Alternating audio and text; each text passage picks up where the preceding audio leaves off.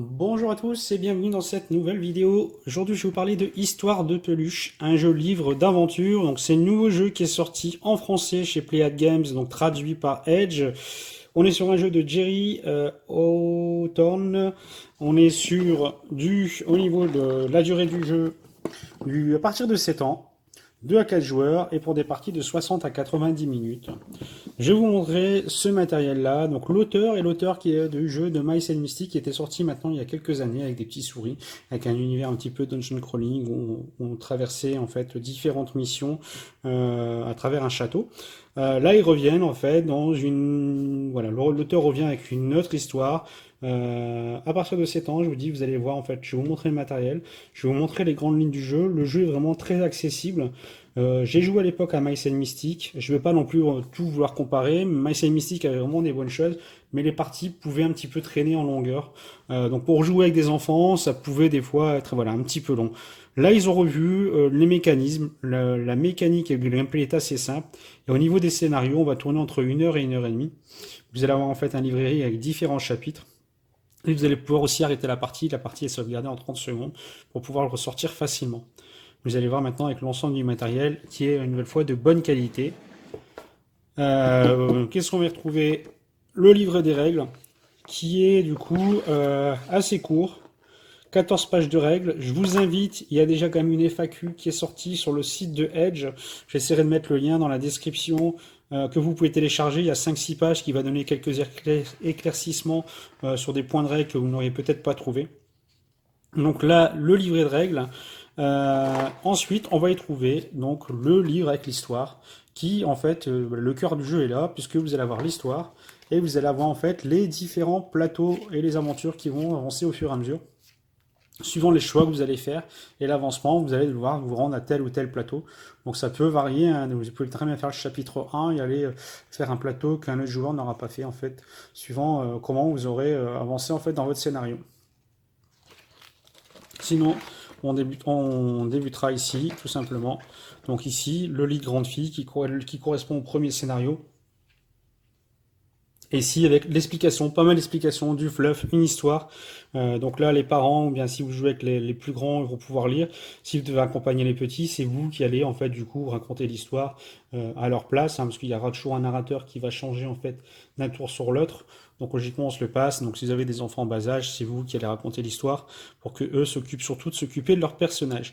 Donc là, donc comment ça fonctionne? Je vous dis, en fait, vous allez avoir ici le plateau, hop, qui va avancer avec différentes actions, des arrivées de vos personnages, et puis ici, toute une lecture qu'il va y avoir à faire.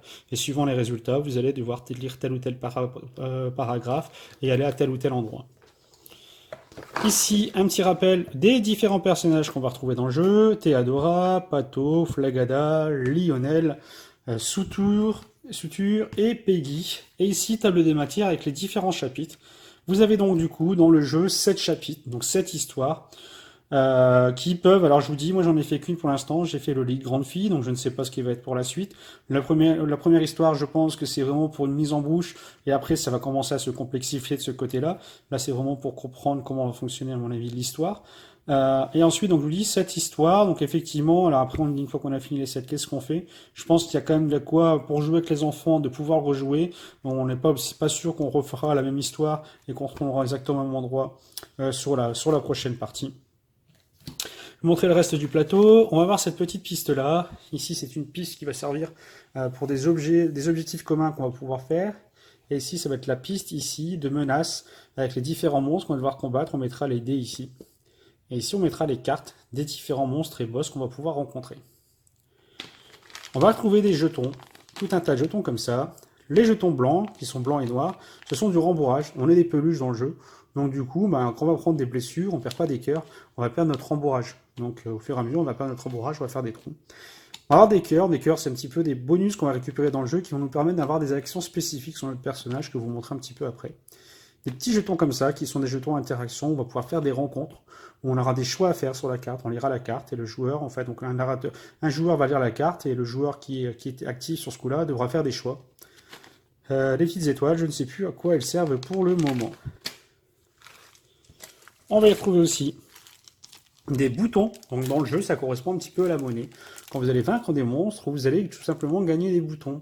Ces boutons, en fait, il y a un moment ou un autre, vous allez pouvoir trouver sur le plateau ce même petit symbole où vous allez pouvoir faire une zone de commerce et vous allez pouvoir acheter des cartes en dépensant ces boutons. On va ensuite y retrouver tout un tas de cartes. Donc ces cartes-là sont un peu qu'on peut retrouver dans des cartes de dungeon crawling et autres. C'est des cartes état que vous allez récupérer. Comme là, déchiré. Vous avez pris un état déchiré. Cette peluche ne peut pas gagner de rembourrage. Défaussez cette carte condition si cette peluche ou une peluche adjacente possède un objet doté du mot-clé réparation. Donc il va falloir trouver ce mot-clé-là pour vous faire réparer. Sinon, pour la défausser, pareil. Vous ou une peluche adjacente devra défausser un bouton. Et à ce moment-là, avec le bouton, vous avez réparé votre peluche. Donc ça, c'est les petites cartes état pour chaque joueur qu'on va pouvoir avoir. Il y en a différents qui vont vous permettre en fait du coup d'avoir différents symptômes pendant la partie. Pour vous montrer ces cartes-là. Après, je ne vais pas vous rentrer plus dans le détail dans l'histoire parce que sinon ça serait vous spoiler. Ici, on va avoir différentes cartes avec des objets qu'on va pouvoir avoir. Pour du distance, des tirs à distance, des tirs de mêlée, des choses pour fouiller plus facilement. Et puis en bas, il va y avoir justement, en début de scénario, on va vous dire, vous pouvez prendre un objet de domestique et bureau. Donc il faudra faire un choix, chaque joueur va commencer avec une arme de départ. Est-ce que vous voulez faire plus d'une attaque de mêlée, plus une attaque à distance? Il faudra faire un choix de ce côté-là. Après, il peut y avoir d'autres choses en termes de bonus.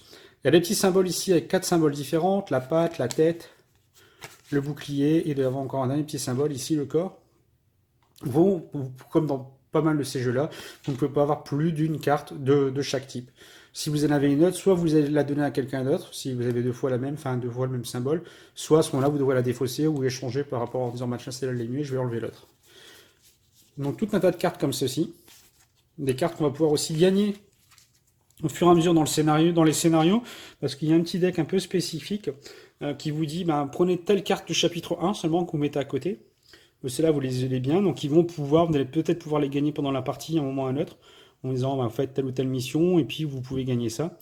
Et puis à la fin du scénario, de toute façon, ces cartes-là, vous allez les remélanger aux différents types, boss, monstres, objets de recherche de ce côté-là. On va retrouver ici d'autres cartes une nouvelle fois. Donc comme celle-ci, ici, on va y trouver les monstres qu'on va retrouver dans le jeu. On a ici les corneaux. Ici, on a les formes, là c'est carré. Et les formes sont différentes, donc les figurines sont identifiées avec un socle différent. Pour pouvoir les identifier facilement quand on veut les jouer. Ça c'est pareil, je trouve ça assez astucieux. Plutôt que des fois, dans les anciens jeux, il fallait mettre des socles, ou bien il fallait faire des petits repères avec des symboles. Là en fait, le socle est différent, ça permet du coup de les identifier. Donc là, c'est les différentes figurines avec les monstres que vous allez devoir activer, ils vont pouvoir jouer. Ici, pour rappel, c'est assez simple aussi. Vous avez 1, 3 ou 4, 6. Quand on va devoir activer le monstre, donc sur le dé noir, on va lancer le dé noir. S'il fait entre 1 et 3, il va faire cette action-là. Si le dé fait entre 4 et 6, il va faire cette action-là. Ça, c'est ses valeurs de déplacement. Ça, c'est sa valeur de distance pour toucher, donc il faut qu'il soit adjacent. Et ça, c'est sa valeur de dégâts. Donc là, il va attaquer à 5. Là, c'est 7 en déplacement, 1, et il attaque à 4. Plus les petites spécificités. Donc vous pouvez voir, en fait, il tape assez fort à chaque fois, mais vous allez pouvoir, en gardant des dés, vous défendre de ce côté-là, pour pas non plus vous retrouver inconscient. Donc là, les différents monstres. Et puis, il va y avoir aussi des boss. Voilà, des chefs. On va y retrouver aussi ces petits symboles rencontres que je vous disais, un événement qu'il pourrait y avoir, avec les différents choix. Donc je vous dis, je ne vais pas trop vous les lire, mais en fait, vous avez une histoire. On vient faire singerie, puis on lira, et puis derrière, il y aura des choix à faire. Donc tout un tas de cartes comme celle-ci. Enfin, cette dernière partie qui est là. Les cartes. Ici, il y aura des cartes sommeil. Ces cartes sommeil, parce que la petite fille dort dans l'histoire, en fait, pour vous dire un petit peu, c'est une petite fille qui va avoir un nouveau lit. Elle quitte son lit à barreaux pour un lit pour plus grand. Donc c'est un grand changement pour elle, et puis en fait au soir elle va dormir, donc toutes ces peluches viennent autour du lit qui disent bon c'est bon, elle est plus protégée par le lit à barreaux, il va falloir nous maintenant qu'on fasse attention à elle, parce que les méchants vont venir essayer peut-être sûrement s'accaparer un petit peu ses jouets et autres et ainsi de suite.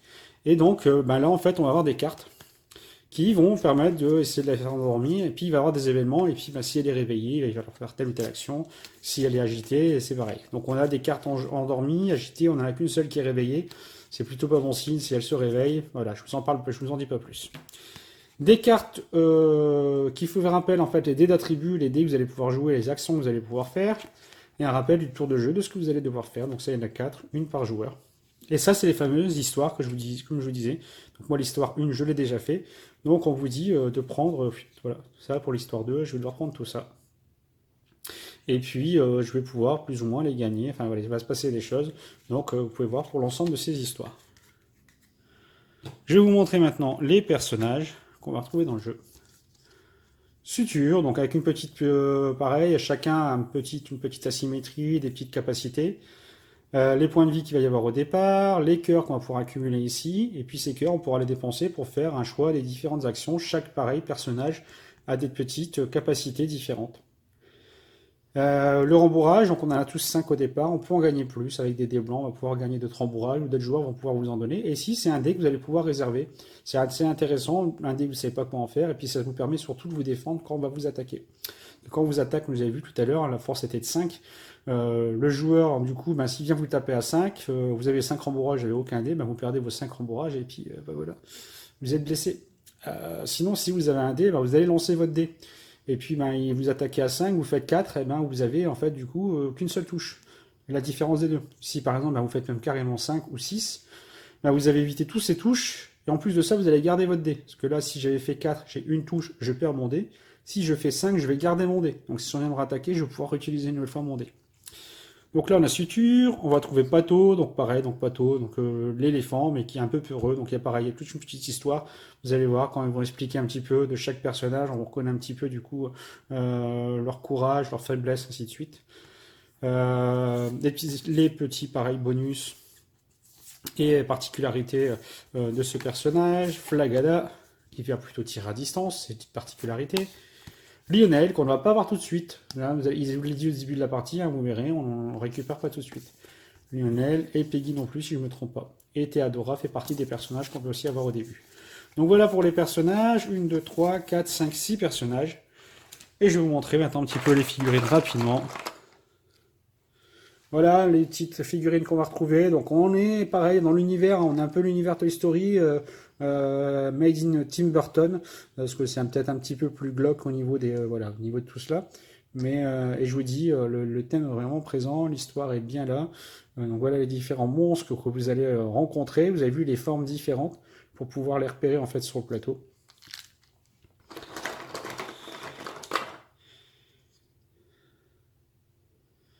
Et c'est de la belle figurine. On est très loin des pions pour jeu de plateau, on est vraiment sur de la figurine. Voilà, je vais peut-être pas tous tout vous les montrer, on va retrouver plusieurs fois le corneau, donc il y a des personnages basiques qui reviennent plusieurs fois. Et après on va rencontrer aussi donc différents boss. Là c'est fait partie des héros voilà, du jeu. Là on retrouve une fois les mêmes.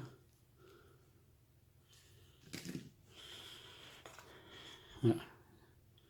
Là c'est encore un autre héros du jeu.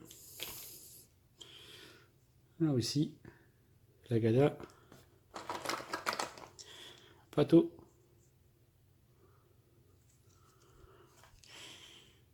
Suture,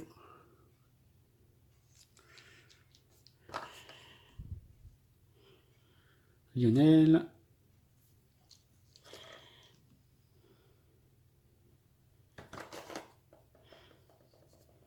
voilà, pareil une nouvelle fois avec des formes différentes.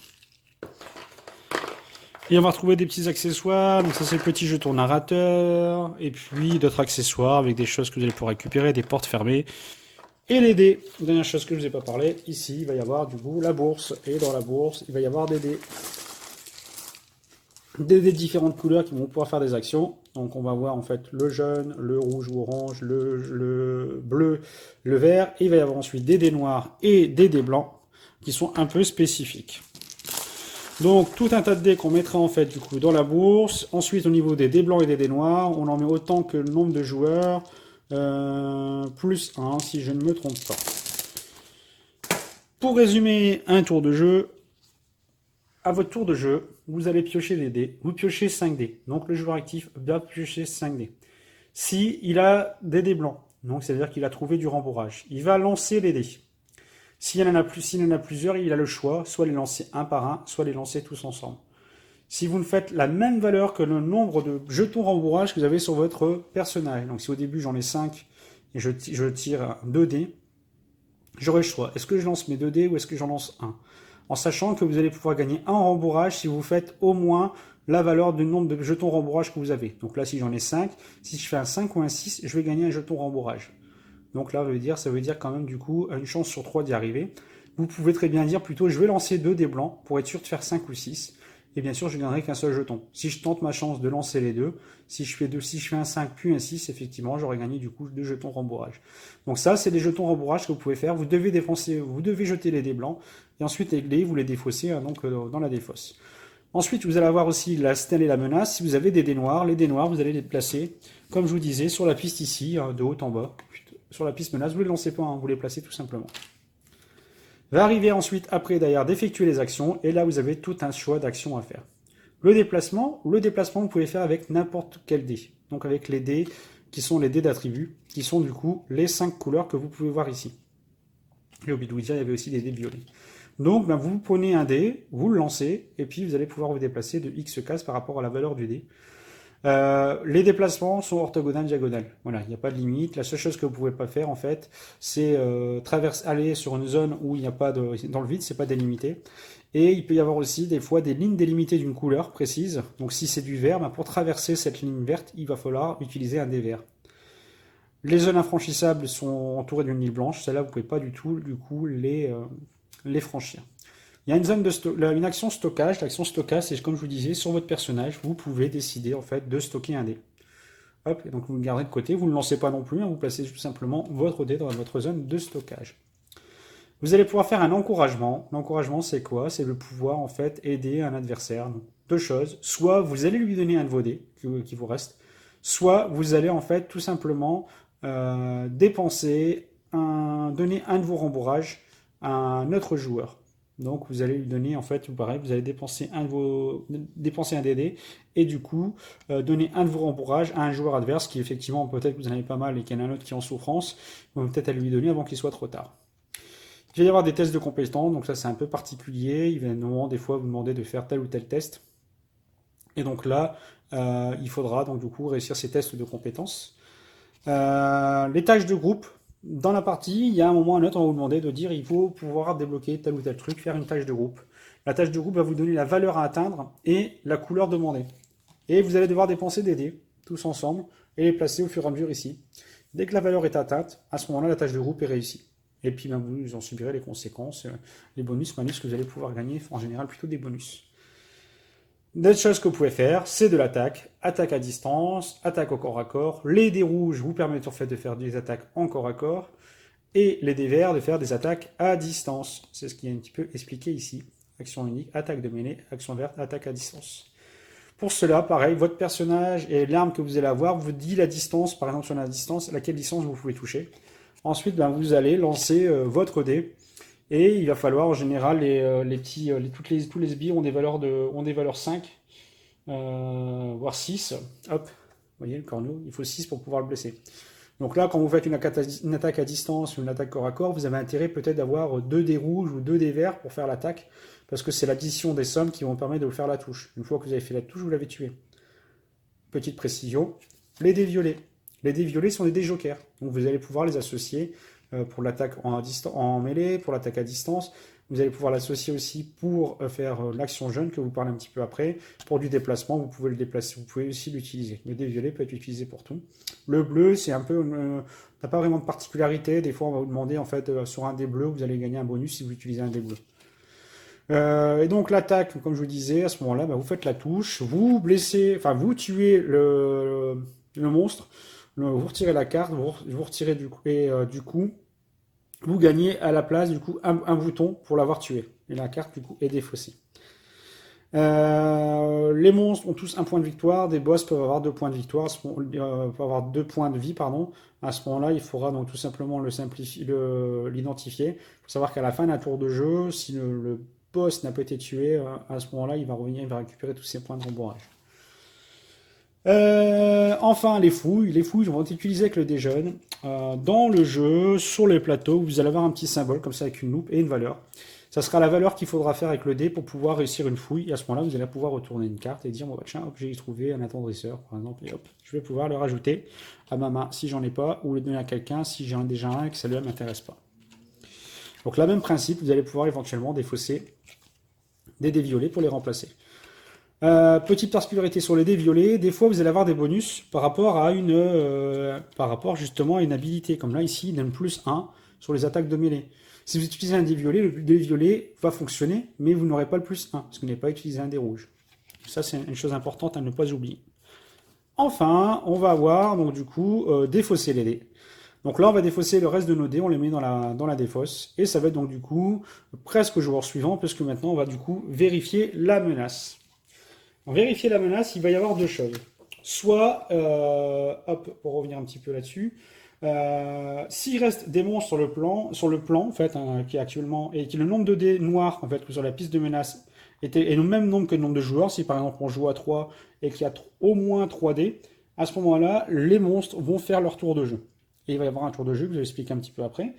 Sinon, s'il n'y a plus du tout de monstres sur le plateau, mais que le nombre de dés noirs, pareil, elle est supérieur ou égal, pareil, si on a 3 joueurs qui a 3 ou plus ou 3 ou 4 dés, ainsi de suite, enfin plus de 3 dés, à ce moment-là, on va résoudre l'effet, on a un petit symbole éclair, en fait, sur notre plan, toujours avec une explication, et du coup, on va devoir résoudre, en fait, cet effet-là.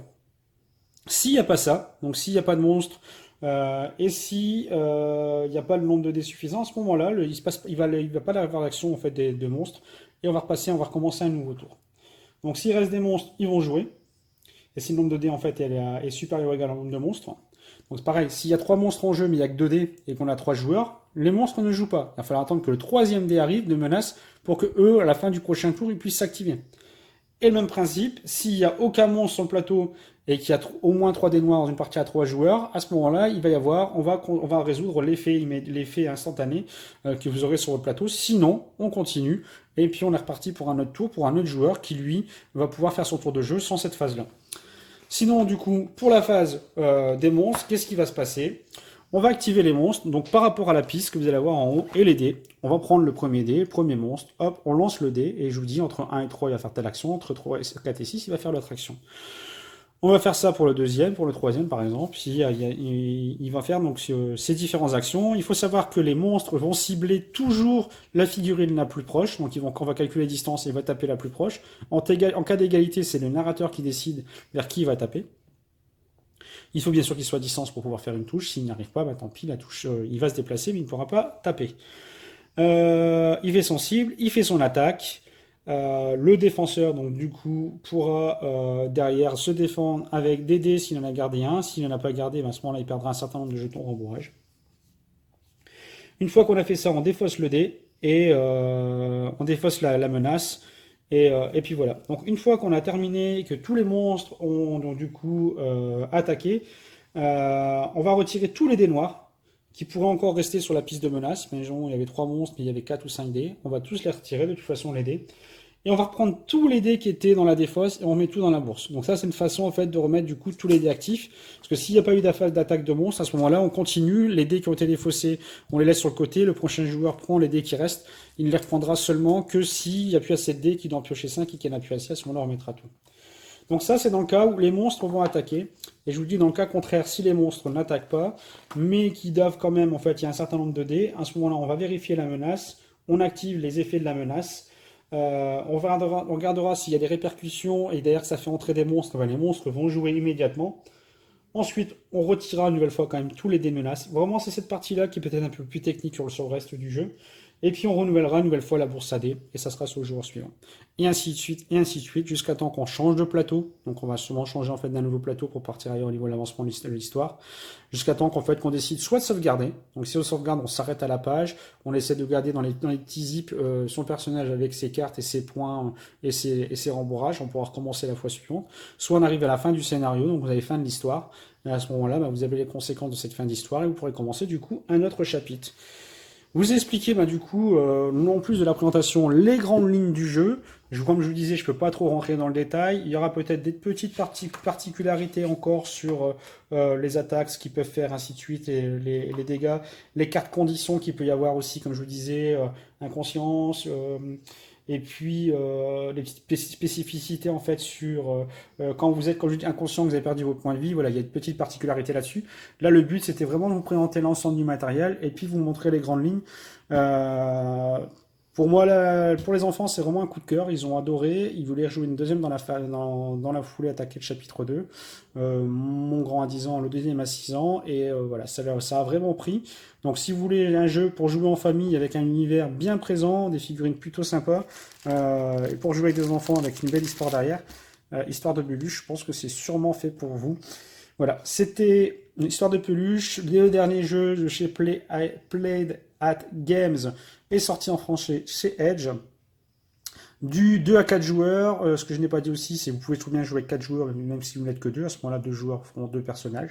Sinon, vous vous adaptez et puis vous jouez. Vous pouvez jouer du coup avec moins de personnages. J'espère que cette vidéo vous a plu. Comme d'habitude, n'hésitez pas à liker, de vous abonner si ce n'est pas encore fait, de partager et laisser des commentaires. Ciao, bye bye pour une autre vidéo.